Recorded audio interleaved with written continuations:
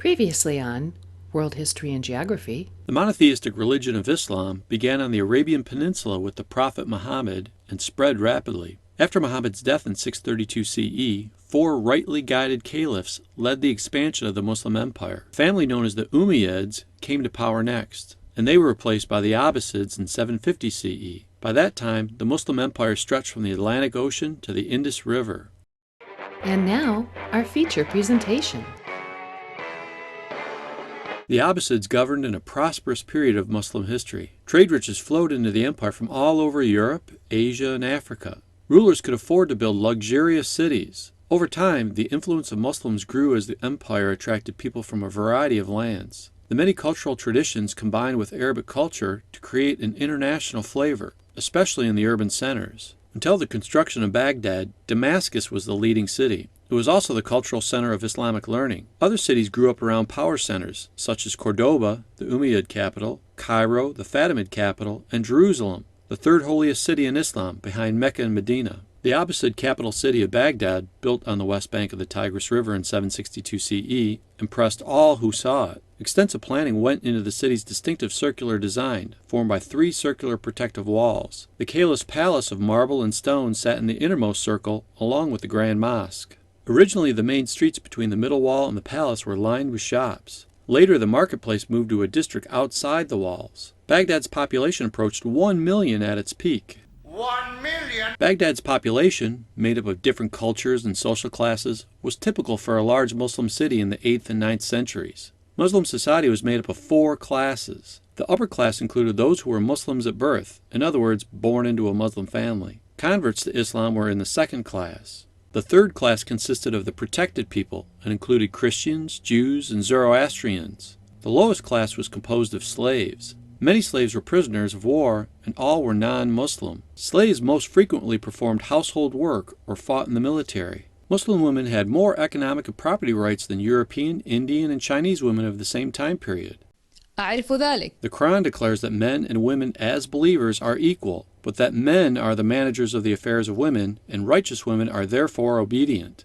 No way! History! I love history! In the early days of Islam, women could also participate in public life and gain an education. Over time, however, Muslim women were forced to live increasingly isolated lives. When they did go out in public, they were expected to be veiled. The Prophet Muhammad's emphasis on study and scholarship led to a strong support of places of learning by Muslim leaders. After the fall of Rome in 476 CE, Europe entered the Dark Ages, an era in which scholarship suffered. The scientific knowledge gained up to that time might have been lost. However, Muslim leaders and scholars copied, preserved, and expanded much of that knowledge. Both Umayyads and Abbasids encouraged scholars to collect and translate scientific and philosophical texts. In the early 800s, a combination library, academy, and translation center called the House of Wisdom opened in Baghdad. There, scholars of different cultures and beliefs worked side by side translating texts from Greece, India, Persia, and elsewhere into Arabic. Scholars at the House of Wisdom included researchers, editors, linguists, and technical advisors.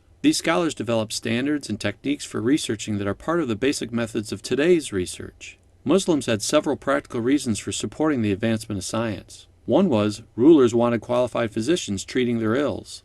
A Persian scholar named Al-Razi wrote an encyclopedia called the Comprehensive Book that drew on knowledge from Greek, Syrian, Arabic, and Indian sources, as well as on his own experiences. Al-Razi also wrote treatises on smallpox and measles, which was translated into several languages. He believed patients would recover more quickly if they breathed clean air.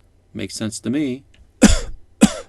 The faithful throughout the empire relied on mathematicians and astronomers to calculate the times for prayer and the direction of Mecca. Muslim scholars believed that mathematics was the basis of all knowledge. Al-Khwarizmi, a mathematician born in Baghdad in the late 700s, wrote a textbook in the 800s explaining the art of bringing together unknowns to match a known quantity. He called this technique algebra. Today we call it algebra. And everybody loves algebra. Oh yeah, and we use Arabic numerals.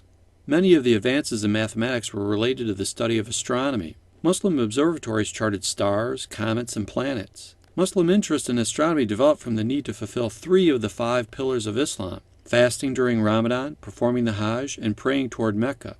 A correct lunar calendar was needed to mark religious periods such as the month of Ramadan and the month of the Hajj. Using an astrolabe, astronomers and others could calculate time, celestial events, and relative position. For Muslims, the astrolabe helped determine the direction of Mecca for prayers. Extensive knowledge of the stars also helped guide Muslim traders to the many trading cities of the ancient world, by land and by sea. I'm getting a little seasick. Ibn al-Haytham, Ibn means son of, also known as Al-Hazan, a brilliant mathematician, produced a book called Optics that revolutionized ideas about vision. He showed that people see objects because rays pass from the objects to the eyes, not from the eyes to the objects, as was commonly believed. His studies about optics were used in developing lenses for telescopes and microscopes. He also invented the camera obscura, an optical device that projects an image of its surroundings on a screen. Cool, even though the image appears upside down.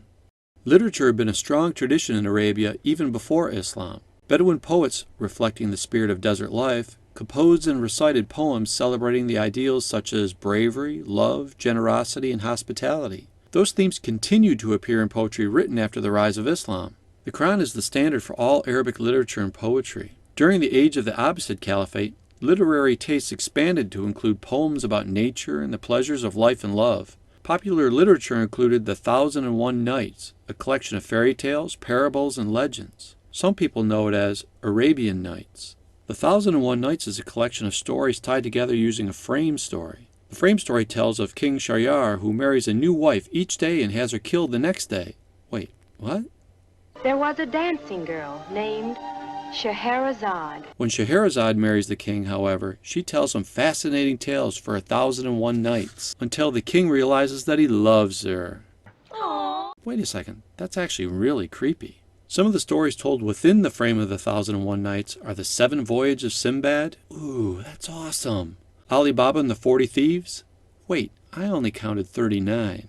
And the story of Aladdin and the Magic Lamp. Aladdin. Hello, Aladdin. Nice to have you on the show. That genie is so silly.